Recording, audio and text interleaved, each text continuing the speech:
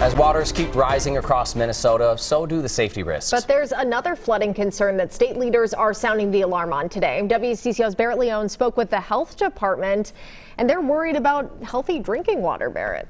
Yeah, floodwater can carry all sorts of hazardous material from raw sewage to oils and pesticides. Bottom line is that if that debris gets into your drinking water, you absolutely do not want to drink it.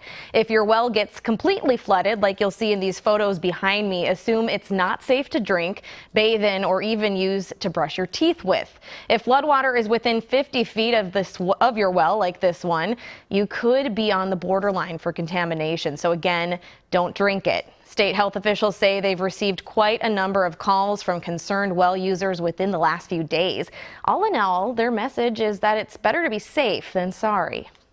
So if you look around your well casing, and if it looks like there is the soil around your well is kind of waterlogged, or if it looked like the ground around it is kind of waterlogged, that could be a sign that some water might have gotten into your well, especially if you have an older well. About 20% of the state uses well water, but a contaminated well can impact groundwater as well, which is what majority of the state uses and drinks. So it's really important to protect your water supply.